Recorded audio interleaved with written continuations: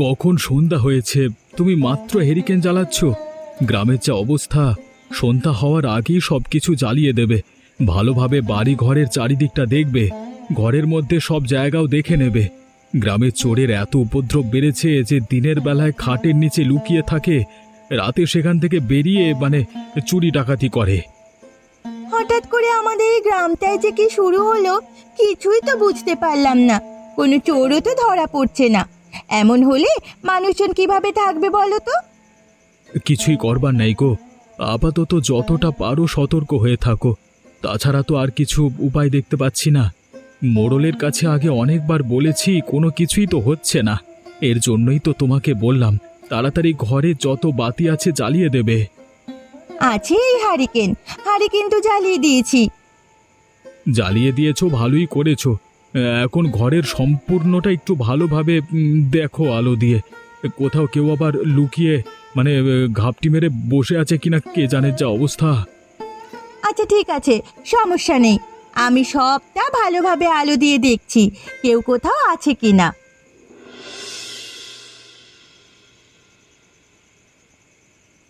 সুকান্ত দা, আজকে কোথায় চুরি করবে কিছু তো বললে না। শুধু হাঁটতেই যাচ্ছি, হেঁটেই যাচ্ছি রাস্তা দিয়ে। কোথায় চুরি করব এত সব তোর জানবার দরকার আছে? তুই আমার পেছনে পেছনে আয়, আমি যেদিকে যাচ্ছি সেদিকে যা, এত প্রশ্ন করিস কেন? ওরে বাবা, আমি তোমার সাথে চুরি করতে যাচ্ছি আর আমি বুঝি প্রশ্ন করব না কোথায় যাচ্ছি, কার বাড়িতে চুরি করব সবটাই তো আমার জানতে হবে। একটা প্রস্তুতির ব্যাপার আছে না? হ্যাঁ, কোথাও নিয়ে গেলে আমি ধরা পড়ব, তারপর কোথা দিয়ে পালাবো সেটাও তো ভাবতে হবে। তুই আমার আপন ছোট ভাই হয়ে তোর এত অধঃপতন, না না, এই লজ্জার বিষয়। আমি কোনোভাবেই মেনে নিতে পারছি না। আমার সাথে চুরি করতে যাচ্ছিস, তুই আবার ধরা পড়বার ভয় পাচ্ছিস? হ্যাঁ, গ্রামে এমন কোন ব্যাটা আছে যে তোকে আমাকে ধরতে পারবে? কার সাথে যাচ্ছিস একদম মনে রাখবি। হয়েছে, এত বড়াই করতে হবে না। ধরা পড়লে তখন আপন ভাইকেও চিনবে না, তখন একা কিভাবে বেঁচে পারবে সেভাবে পালাবে। হ্যাঁ, সবই জানা আছে আমার। এটা তুই কি বললি রতন? এখনো পর্যন্ত এমন কি কিছু হয়েছে যে কোথাও চুরি করতে গিয়ে ধরা পড়েছি কিংবা কোনো বিপদে ফেলে তোকে একা পালিয়ে গেছি? তাহলে তুই এত কথা বলতে পারলি আমাকে? হয়নি তো কি হয়েছে, কখন হয়ে যায় বলা তো আর যায় না। তুমি আমাকে আগে বলো কার বাড়ি যাচ্ছ। রাস্তা দেখে বুঝতে পারছিস না? ভোলানাথের বাড়িতে যাচ্ছি চুরি করবার জন্য। গত রাতে শুনেছি বেটা মাছ বিক্রি করে ভালোই টাকা পেয়েছে। নিশ্চয়ই বাসায় রাখা আছে, নিয়ে আসবো সব। এবার ঠিক আছে, চলো।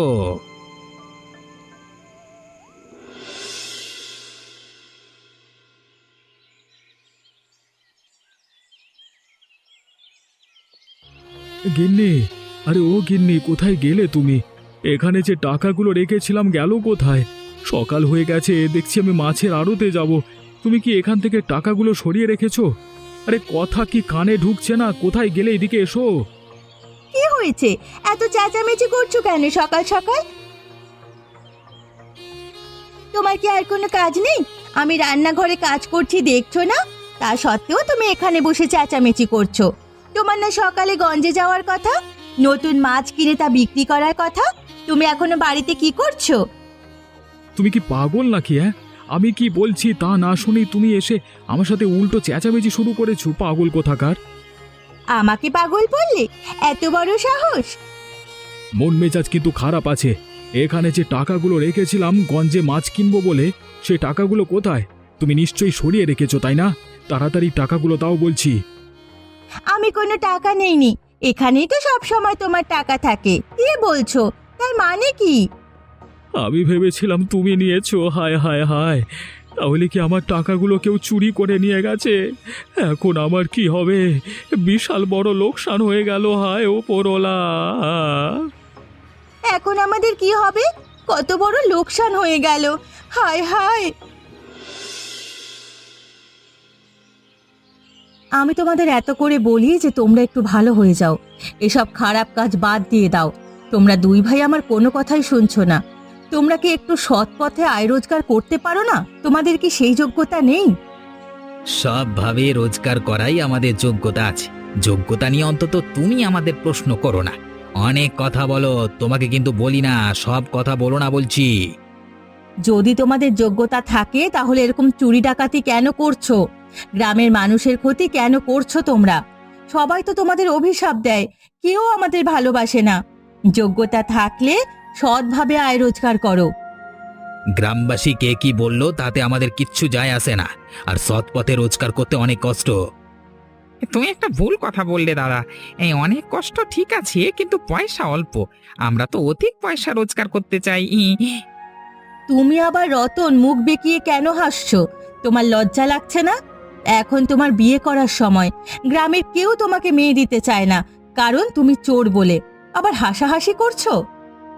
যখন আমার দু হাতে অনেক টাকা হবে তখন দেখবে মেয়ের অভাব হবে না।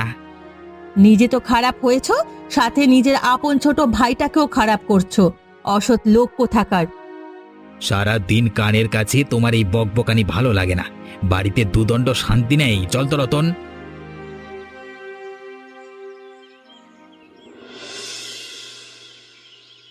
বৌদি কিন্তু খারাপ কথা বলেনি দাদা। আসলে মানুষ আমাদের অভিশাপ দেয়, দেখতে পারে না। বৌদি তো অনেকের বাড়িতেই যায়, নিশ্চয়ই সবাই তাকে খারাপ কটু কথা বলে। আমাদের জন্য তাকেও খারাপ কথা শুনতে হয়। আমাদের এসব খারাপ কাজ আস্তে আস্তে ছেড়ে দেওয়া উচিত, কি বলো তুমি? কি বলিস তুই? তোর বৌদির মতো তোর মাথাটাও কি খারাপ হয়ে গেছে নাকি? নাকি বৌদি তোর মাথায় উল্টোপাল্টা কথা ঢুকিয়ে দিয়েছে? বৌদি কিছুই বলেনি। বৌদির কথাগুলো আমার কানে বারবার বাজে। ওসব কথা বাদ দে, তুই কি করা যায় সেটা ভাব। না না, আমি আর তোমার সাথে এসব কাজে নাই ভাই। আমি চাই ভালো হয়ে যেতে। আচ্ছা ঠিক আছে, তুই আমার ছোট ভাই, যেহেতু এটা বলেছিস এই কথাটা অবশ্যই আমি মাথায় রাখবো। আমিও তো চিরদিন আর এরকম চুরি ডাকাতি করতে চাই না। আমি চাই বিশাল বড় একটা চুরি ডাকাতি করব, তারপর অনেক টাকা নিয়ে গ্রাম থেকে তুই আর তোর বৌদি আর আমি সবাই চলে যাব, শহরে গিয়ে বসবাস করব। কেউ জানতেও পারবে না, তোকে নতুন বিয়ে করাবো। আচ্ছা আচ্ছা ঠিক আছে, তাহলে বড় চুরি কোথায় করতে চাও? এটা কিন্তু শেষ আমার। আমি এবার ভাবছি বুড়ির বাড়িতে চুরি করব।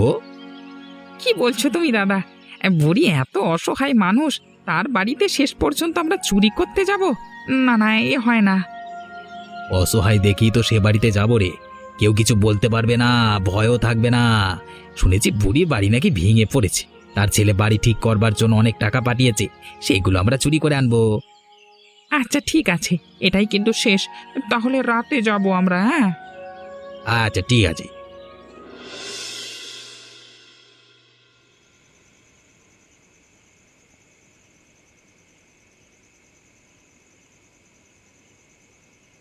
এরে, রাতে আমার ঘরের দরজা ভেঙে ঘরে প্রবেশ করলো কে? কে? কোথায় আছো? আমাকে বাঁচাও, দেখে যাও আমার ঘরের দরজা ভেঙে কারা যেন ঘরে প্রবেশ করেছে। একদম কথা বলবি না বুড়ি, বললে গলা টিপে মেরে ফেলবো তোকে। এ কি সুকান্ত আর রতনের গলার আওয়াজ না? তোরা আমার ঘরে এসেছিস, তাও এত রাতে, আবার দরজা ভেঙে? কেন রে, তোরা এত রাতে এখানে এসেছিস কেন? কেন আমাকে আবার মারার হুমকি দিচ্ছিস? তোর জম এসে যাবে। বেশি কথা বলো না আর চেঁচামেচি করো না। চেঁচামেচি করলে তোর অবস্থা খারাপ হয়ে যাবে বুড়ি। এমনিতেই তোর বয়স হয়ে গেছে, তোকে যদি গলা চিপে মেরে ফেলি তাহলে কেউ বুঝতে পারবে না তুই কিভাবে মারা গেছিস। তোরা আমাকে মারতে চাচ্ছিস কেন? আমি কি করেছি বল না। তোমার ছেলে নাকি শহর থেকে অনেক টাকা পাঠিয়েছে তোমার বাড়িতে দালান করবার জন্য। কই টাকাটা কোথায় রেখেছ?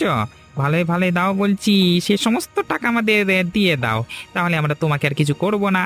আর যদি টাকা না দিতে চাও, কি করতে পারি তা তুমি ভালোভাবেই বুঝতে পারছো বুড়ি। না না, কাউকে দেব না আমি সে টাকা। দেবে না বলছিস? তাহলে আর গলাটা কেটেই যাবো আজকে। দাঁড়াও দাঁড়াও, আমি তোমাদের সব টাকা বের করে দিচ্ছি, আমাকে মেরো না।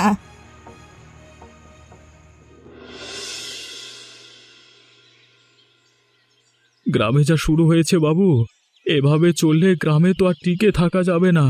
মনে হচ্ছে অন্য গ্রামে বা অন্য কোনো জায়গায় পাড়ি জমাতে হবে পরিবার পরিজন নিয়ে। সবটাই আমি বুঝতে পারছি, আমার কাছে অনেক খবর আছে। নতুন করে আবার কি হয়েছে সেটা বলো। নতুন আর পুরাতন বলতে কিছু নেই, সব সময় তো এমনটা হয়। আপনার কাছে খবর আছে, তাও তো আপনি কিছু করছেন না। আপনি কি হাত গুটিয়ে বসে আছেন? আমরা আপনাকে মোড়ল কেন বানিয়েছি? অবশ্যই আমাদের সুবিধা অসুবিধে দেখবার জন্য। কই আপনি তো জেনে শুনেও কিছু করছেন না। আমি করার পর্যাপ্ত চেষ্টা করছি, ওদের তো নাগালই পাচ্ছি না। একবার ধরতে পারলে তারপর বোঝাবো মজা। গ্রামের সবচেয়ে অসহায় ব্যক্তি আমাদের এই বুড়িমা, গ্রামের সবচেয়ে প্রবীণ ব্যক্তি। তার বাড়ি ভেঙে যাওয়ায় ছেলে টাকা পাঠিয়েছে শহর থেকে। সে আশায় ছিল নতুন বাড়ি তুলবে, কিন্তু ওই চোর সুকান্ত তার ছোট ভাই রতন গতকাল রাতে বুড়িকে মেরে ধরে জোর জবরদস্তি করে সকল টাকা নিয়ে পালিয়ে গেছে। বাবু, আমি একা থাকি, চারপাশে কেউ নেই।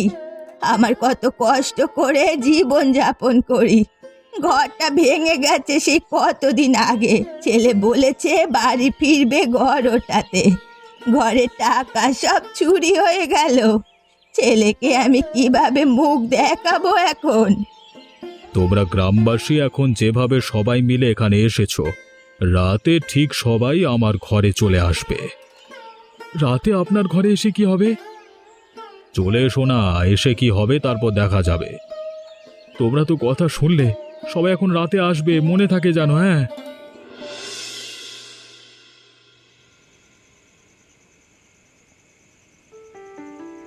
তোমরা এখানে? আমি সেই সকাল থেকে পুরো গ্রাম তোমাদের খুঁজে বেড়াচ্ছি। কে কে আপনি এখানে আপনি এখানেই করছেন? আর আমাদেরই বা খুঁজে বেড়াচ্ছেন কেন? নিশ্চয়ই উনি আমাদের ধরতে এসেছেন। পালা পালা দাদা পালা। আরে না না, তোমরা আমাকে ভুল বোঝো না। আমি তোমাদের ধরতে আসিনি। তোমাদের সাথে আমার একটা গুরুত্বপূর্ণ কথা আছে, সেটা বলবার জন্যই এসেছি। আমাদের সাথে কথা? আমাদের সাথে তো আপনার কোনো কথা থাকতে পারে না। নিশ্চয়ই কোনো ফোন দিয়ে এসেছেন। আমি গ্রামের মোড়ল, আমারও তো কোনো ব্যক্তিগত ঝামেলা থাকতে পারে, তাই না? তোমাদের দিয়ে ভেবেছি একটা কাজ করাবো, এই জন্যই তোমাদের সাহায্য চাইতে এসেছিলাম। কাজটা যদি তোমরা আমাকে করে দিতে, ভেবেছিলাম তোমাদের অনেক টাকা দেব, কিন্তু তোমরা তো আমাকে ভুল ভাবছো। তাহলে চলে যাই আর কি। দাদা, গ্রামের মোড়ল যদি কোনো কাজ দিতে পারে, তারপর তো আমাদের হাতের মুঠোয় থাকবেন। তার খারাপ কাজ সম্পর্কে আমাদের ধারণা থাকবে। তিনি চাইলেই আমাদের আর কিছু করতে পারবেন না। দেখেছো সুকান্ত, তোমার মাথায় বুদ্ধি না থাকলেও তোমার ছোট ভাইয়ের মাথায় ঠিকই বুদ্ধি আছে।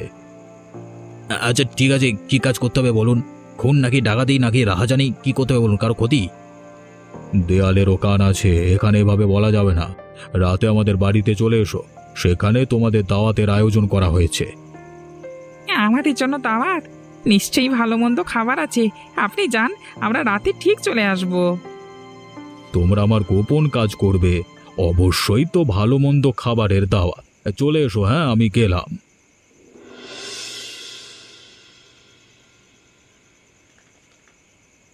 দেখেছো দাদা, কত রকমের সুস্বাদু খাবার এখানে রাখা। কোনটা রেখে যে কোনটা খাবো সেটাই তো বুঝতে পারছি না। আরে খাও খাও, তোমাদের জন্যই তো আয়োজন করা হয়েছে। এই দাওয়াতের আয়োজন শুধু তোমাদের জন্য। এমন দিনও আসলো, আমাদের চোরেদেরও দাওয়াত হয়। আরে মাঝে মাঝে হাতিও তো গর্তে পড়ে। হরিপ্রসাদ বাবু এখন গর্তে পড়েছে, সেই জন্যই তো আমাদের দরকার হয়েছে। আমাদের লাভই হলো। কি বাবু, দেখছেন না ওরা সবাই মিলে আমাদের ধরছে? আমরা তো আপনার কাজ করবার জন্য এসেছি, আপনি কিছু একটা বলুন, করুন। তোদের সাহায্য করবার জন্যই তো আমি নিজেই ওদের সবাইকে বাইরে অপেক্ষা করতে বলেছিলাম। তোদের দুজনের জ্বালায় গ্রামবাসী কেউ শান্তিতে ঘুমাতে পারে না। অনেকবার বেড়ে গেছে তোদেরা, এবার তোদের সাহায্য হওয়ার পালা। আপনি আমাদের সাথে গদ্দারি করলেন বাবু। মাত্র এটুকু গদ্দারি করেছি তাই এমন খারাপ লাগছে? গ্রামবাসীদের যে সর্বস্ব লুটে নিস, তাদের কেমন লাগে একবার ভেবেছিস? তোরা জানোয়ারের দল। এই তোমরা সবাই দাঁড়িয়ে কি দেখছো? দুটোকে ঠ্যাঙাও, পুলিশে দিয়ে দাও। আমি পুলিশকে বলে রেখেছি আরো আগেই।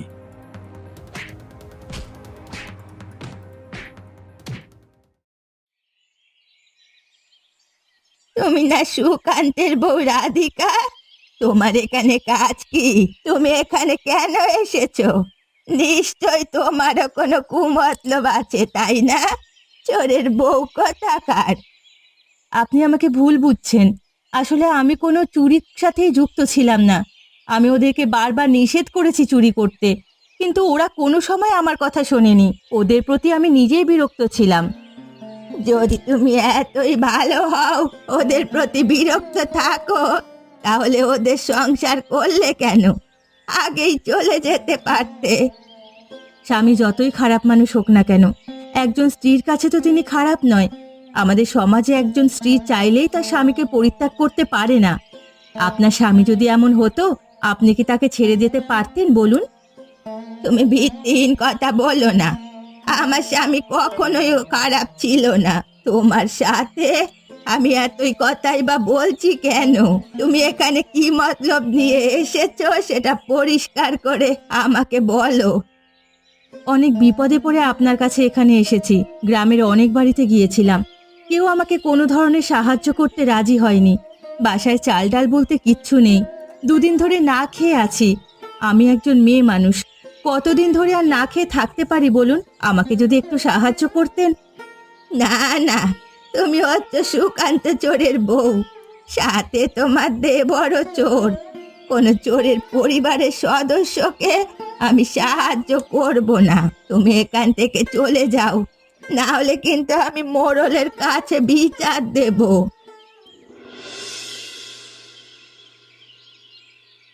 কি গো, কোথায় গিয়েছিলে তুমি? আমরা দুই ভাই ঘরে যে এভাবে অসুস্থ হয়ে আছি সে খেয়াল কি তোমার আছে? সারাদিন বাইরে বাইরে ঘুরে বেড়াও, সংসারে মন নাই। দেখ, সংসারে আমার মন না থাকলে এই দুনিয়ায় এমন কোনো ব্যক্তি আছে যার মন আছে? আমি যে এখনো তোমার সংসার করছি, এটাই তোমার ভাগ্য। আমার সাথে মোটেও চেঁচামেচি করে কথা বলবে না বলে দিচ্ছি। বাইরে বাইরে ঘুরে বেরিয়েছি নাকি কাজের সন্ধান করেছি সেটা তুমি দেখেছো? দুটো মানুষ ঘরে শুয়ে থাকো, বসে থাকো, কাজ করতে পারো না? না, কি শুধু তোমাদের খাই আর খাই। তোমাদের খাওয়াটাই, সেটাই তোমরা খোঁজ রাখো শুধু। হ্যাঁ বৌদি, দাদা ভাই তো তেমন ভাবে বলতে চাইনি, বাদ দাও ওসব কথা। কি বাদ দেব? সারা গ্রাম ঘুরে মানুষের থেকে কাজ খুঁজি ভাতের জন্য। সবার দাঁড়ে দাঁড়ে যাই, কেউ আমাকে কিচ্ছু দেয় না। সবাই আমাকে চোরের বউ বলে। তোমাদের জন্যই আজ এই অবস্থা হয়েছে। আবার বলে কিনা আমি বাইরে বাইরে ঘুরে বেড়াই। তুমি আমার নিজের বউ হয়ে এমন ব্যবহার করছো আমার সাথে। আমি কতবার করে বলেছি এসব খারাপ কাজ বাদ দাও।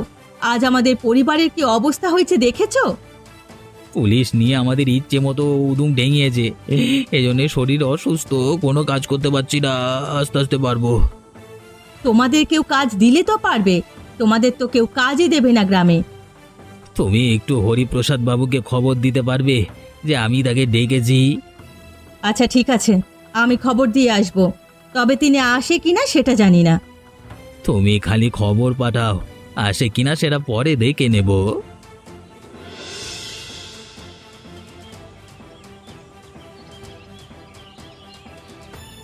সুকান্ত, তুমি নাকি আমাকে খবর পাঠিয়েছো তোমার কথা শোনবার জন্য? আপনাকে অনেক ধন্যবাদ বাবু, আপনি যে আমাদের কথা শুনে এখানে এসেছেন। আমি হচ্ছি গ্রামের মোড়ল।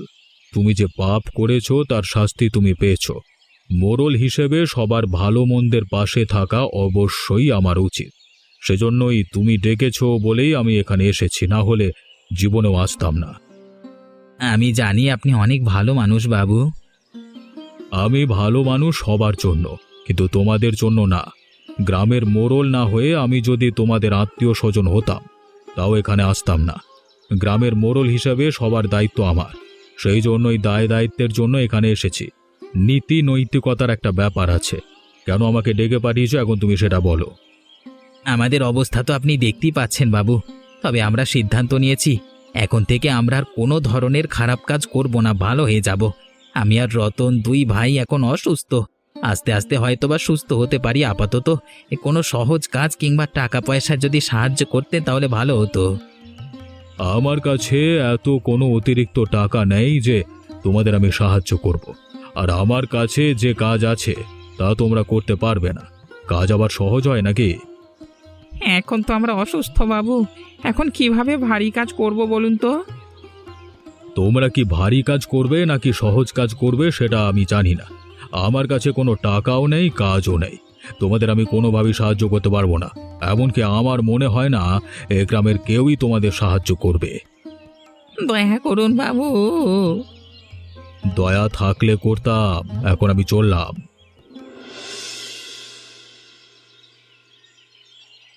এমন পাপ করেছি সেজন্য আজকে নিজের বাপ দাদার ভিটে মাটি হারাতে হলো। তোমাকে আমি আগেই বলেছিলাম এসব বাদ দিয়ে ভালো কাজ করি, তখন তুমি মোটেও আমার কোনো কথাই শুনছিলে না। আমি তো সেটাই ভেবে নিয়েছিলাম রে। সেটাই যদি ভাবতে অন্তত বুড়ির বাড়িতে চুরি করতে যেতে না। তখন আমি তোমাকে বলেছিলাম বুড়ি অসহায়, তার ওখানে চুরি করো না, আমাদের উচিত হবে না চুরি করা, তুমি শুনলেই না। যা হয়েছে হয়েছে, এসব ভেবে আর লাভ নেই। এখন যা কিছু হচ্ছে সবই তোমাদের কর্মফল, এটা অবশ্যই তোমাদের প্রাপ্য ছিল। পাপের শাস্তি সবাই একদিন না একদিন অবশ্যই পায়। তুমি ঠিক কথা বলেছ গিন্নি, এটা আমাদের পাপেরই শাস্তি। জীবনে অনেক পাপ করেছি, সেই তুলনায় সাজা খুব কম পেয়েছি হয়তো।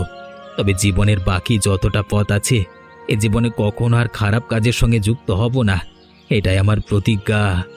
রতন, তুইও প্রতিজ্ঞা কর।